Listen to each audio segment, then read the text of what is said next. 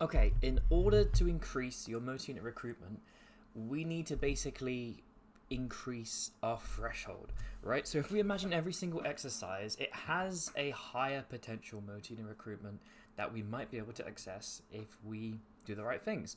Now, this isn't really focusing on increasing it into a muscle, it's talking about the overall increase. So, what do I really mean by that? Well, if we took an exercise like a bench press and we switched it to a fly, we could say we're now getting more motor unit recruitment in the chest. But that's not what we're talking about here. What we're talking about here is how to take that bench press and what exactly we need to do to get more motor unit recruitment in the bench press. But with every single exercise, and it's not focused on specifically the bench press. Let's get into it. Now, well, before I guess I actually even talk about what would even be the point of all this, I need to let you know why it exists. So, if you've been around here, if you've seen a few videos, if you know some stuff, you'll understand what motor unit recruitment is. It is just turning a muscle fiber on to do a movement. That's really, really simple, really basic stuff. But when we're trying to grow, when we're trying to maximize the amount of muscle we're getting, we're kind of asking, how do we get more motor unit recruitment? Now, yeah, we're going to subject that to some good mechanical tension. We're going to get close to failure, but this is about how we increase that. So, it all boils down to psychological warfare. It's really a question of motivation. See, when you do an exercise, it's not your muscles that are really limiting you. It's not your central nervous system which is entirely limiting you. It does have an effect. There is some limitation going on. But what oftentimes happens more than that, more than anything physiologically, is psychology. So for instance, if you have a really, really rough day, a really bad day, and you're not the type of individual who has anger as an outlet, where they hit the gym and they're so angry that they bring out all that negativity into their sets. If you're not one of those, and you just feel defeated, crushed, kind of like in a deep depression, you'll notice your lifts start going down. They start tanking. It does not feel good. You are getting way less reps than usual. And it's because you're not motivated to do this. This is no longer a positive outlet. It's not an outlet. It's just a thing you have to do. You're forcing yourself to do. And it's not enjoyable. And that kind of is the main thing, right? In our day-to-day, there's going to be things we can do, things we're probably already doing, things we can add, things we can change, improve. And that's what I'm trying to help you with here. So, for starters, let's talk about something which everyone's doing. It's a really easy thing.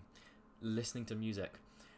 When you have the tunes right, you're going to notice you're lifting more. You're getting more reps in. You feel more dialed in, more locked in. You can test it. Put on a song you hate, see how many reps you get. Unless you are one who uses anger as an outlet and it helps your gym performance, that's not going to be the case. If you put on music that sucks, doesn't really hit right, you're not going to be maximizing your potential. What I like to say to people when it comes to their music is that you have to be ruthless. If you come across a song in your playlist that you don't like, just skip it, remove it, ban it from ever coming up in the gym again, as if that hits in the middle of your set, yeah, you could have just costed a couple few reps. That's not ideal. But when it comes to music you're picking, ideally, yeah, have your volume up high, pick a faster tempo. You can kind of compare this by having like music you really vibe to, which is kind of slow, kind of lo-fi, and then having a session with really, really fast, kind of aggressive music. You'll notice that you are getting more reps, and not just because you came in the week after and you're a bit stronger. You're just able to apply yourself more. This isn't really much of a motivation thing directly. It's more of an enjoyment. When you're enjoying, when you're having a good time, when you're psychologically thinking about fast, about strength, about output, about power, it comes in form.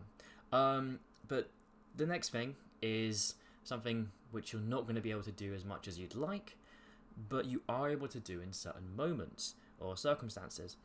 And it is having the ability to socialize, to amp people up, to hit the gym with someone else, and to encourage them to lift stronger for them to encourage you to lift stronger, you will get more reps. You can try that out. It's part of the reason why PTs can actually be useful, because they are able to push you and make you get more than you previously would. You've got someone watching you, they're also giving you more motivation.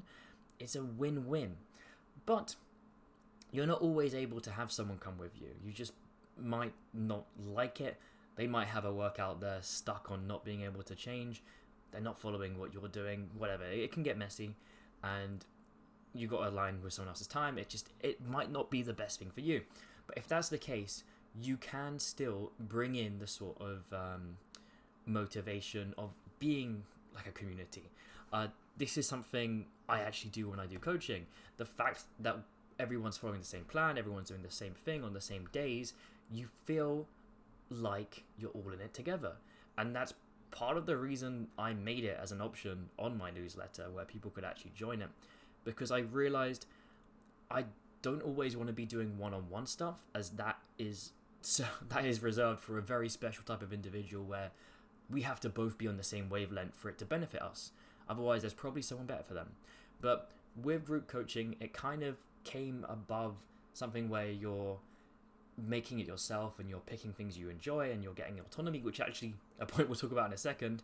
And if you've read anything like my workout skeleton guide, or maybe you bought the growth code or anything like that, you'll notice that is a thing which is going to be really beneficial to you. But group coaching, you just got that community. Everyone's doing the same things. You're talking about how much you're enjoying it. You're comparing the results. You're comparing the amount you're progressing. You're putting up photos. It starts to get you highly motivated from day one. You are having competition with other people just from the fact that it exists. So it's great. It's great. Yeah, that's community. That's socializing. That's going to a meet and setting a world record. Have you noticed that world records only really happen in the Olympics? They only really happen at the top of the top of the top when it comes to competitive games. You're not hitting it in the training room. You're hitting it in the actual controlled environment where you're competing, because that's when you're most motivated to push yourself to the absolute limits. But yeah, we'll move away from that a little bit, and we'll talk about autonomy, because I did just mention autonomy. And yeah, this is why I made a workout skeleton. This is why I didn't just provide... You can get that, by the way. That is something that should be in the description if I remember. But when I made a workout skeleton, it was all about giving people the tools to follow a rough structure, which will be best for them to be able to grow, to get maximal size, to continue through their training career, but not be something where they're limited by the exercise I've told them to do. They don't enjoy it. They don't have fun. It's making them sandbag, and they're not able to grow as much from it because they don't enjoy it. That's why I made a workout skeleton. You can dive into that. You can see the structure. You can pick the right exercises for you, and you're getting more motivated recruitment on that, because you're now motivated. You're enjoying the exercise or whatever it is. You picked it. You have full control of your workout, how things are ordered, to some extent, the reps you're using, the exercises you're using, even the tempo you're using, and you're able to progress through time and make changes there whenever you want to. That's not something you can have with a fixed, rigid workout plan that you're made to follow. And that thing is free. But this, I genuinely, I'm not having these like integrations where I talk about these other things I do to... I'm not doing it to sell these things to you. I'm just doing it because it's a really, really easy way to talk about these concepts and to explain to you how they are beneficial, but also a little bit of why I even did it in the first place. Because my actions, the value I give to you guys, I think that's important. And I think I should be a bit more transparent on how and why I'm doing things the way they are. Why I'm not just coming up with, this is a workout plan you should follow, blah, blah, blah. Like I've done that in the past, and it wasn't very beneficial to people. You get people asking, I don't have this machine, what should I do? They didn't have the right autonomy there. In a group setting, you do have the autonomy. You can join the chat. You can say, Fletcher, I don't have the machine. And I go, well, that's fine. You can use this instead. Here's an alternative. But that's besides the point. Let's go into the next thing. The next thing is going to be having accountability, like self-accountability, but also feedback. Self-feedback, and I guess this can be from a third party. So imagine you went to the gym, and you recorded every single set, and you labeled it as like 2 RR, 1 RR, failure, blah, blah, blah, and then you showed it to people. they're going to come at you and they're going to judge your form, they're going to judge your intensity. Whether or not you say to them, judge my form, judge my intensity, is a whole different thing. Because the very fact that you recorded it with the intention of showing to other people, you are more motivated to perform, to fit, to adhere, to give it your all. And that's especially more factual when you are trying to get feedback. You're trying to get form feedback or intensity feedback or anything like that. And this is why in the past I've talked about filming your workouts as something you can use to get more out of it. Even if it's just you looking at it and you're scrolling through your phone and you're viewing your formula and I really did not follow what I was supposed to do there, or that was not the intensity I thought it was, you're able to then go back to the next workout and fix it and improve and kind of be exposed to some of the things you're in denial of before. Same goes with having like accountability of your performance. When you're logging your workouts, when you're seeing what you did last week, when you know the weights you're supposed to be picking, when you're able to add reps or add some weight because you know it's time to challenge yourself. Maybe even when you're showing that to other people and you're able to say, look, I was doing this 3 months ago, I'm doing this now. We've got something going on there, and even if it's private, you're still not going to be in denial the second you are exposed to the truth. Next thing, obviously, all of this so far, great ways to increase multi-unit recruitment, but there is something I always do in my sets themselves which work extremely well, and I've always tried to explain it to people, but they've been a little bit confused at the wording, so I'll try my best to give it to you in the right way, because it is a tool which is incredible for being able to get the most out of your set, and that is having a goal weight or reps, but still bearing in mind the parameters you have, the tempo, the intensity, and all that stuff. Because let's say if all my sets were failure, it'd be really, really easy, because so long as I'm following the tempo and I've got the goal rep in my mind of like, I want to get to 7, I know that I'm going to attempt, and maybe to get the 6th, maybe I get the 7th, but we'll be able to see, right? I'm able to push myself and have that goal in mind and use it to fuel what's going on. But it becomes a little bit more difficult when you have training intensity involved. I want to get 7 reps, but I'm aiming to get that where I'm 1 rep shy of failure or 2 reps shy of failure. This means when I'm doing the set, I can't just keep pushing to get to 7 reps, because if I reach my last rep, like the failure rep, I'm no longer 2 reps from failure. I'm no longer 1 rep from failure. And so I have to have this goal in mind, but also limit how hard, well, not how hard, because hardness is not a question in this, because the hardness is not the concern. The concern is the proximity, how far we're going. And that's what you need to do, because if you have a goal of 1 RAR and 7 reps, it's pointless if you get there if it's not 1 RAR.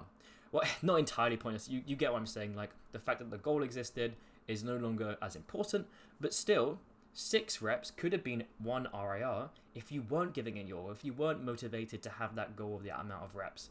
And that's what you kind of have to do. You've got to be very motivated to get a certain amount of reps, a certain weight or whatever, but still stick to the schedule. If I'm changing the tempo to get that extra rep, I'm not really achieving anything. I'm just lying to myself. I hope that makes sense.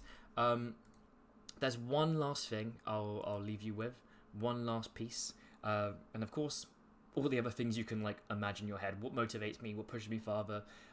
What's going to be warfare in my brain, which allows me to bring more to a set? Those are all questions you can answer. I am just giving you things that I've come up with, things that I've used a lot, commonalities I see that helps between very, very many individuals. But the last thing is going to be having your mission, your goal, all that nonsense, however you want to have it worded, dialed in. When you have a clear goal in the gym, which is, why I've spent so much time telling people how to make actually good goals instead of just, I want to build muscle. When you've got a proper goal that is honestly quite long and has a very, very strong emotional wording where it's tied to you, when you've got that and you've broken it down into a proper plan that you're following, and you understand that the plan represents what your actual goal is, which is probably, broken down into years, into months, into weeks, or whatever. When you're doing all that stuff and you're then just going through everything, whether it be consistency or the sets themselves, you're going to be more motivated, you're going to be pushing harder, and it honestly makes a huge difference. Of course, the bigger thing there is the consistency, but even outside the consistency, the motivation has a huge, huge part. If you're using anything I've spoken about in my newsletter, where it's like building a vision board, or a mood board or whatever, or putting the words on your wall, or looking at it and viewing it every single day and reminding yourself what you're doing, well, all of those go into it. Not only are you more consistent, but you're pushing harder. If before I went to the gym, I looked at like a collection of what I want to achieve from the gym, both physically and also some of the side effects of what you get from that, and then I've read out loud like what my goal actually is. Maybe I looked at my plan a little bit.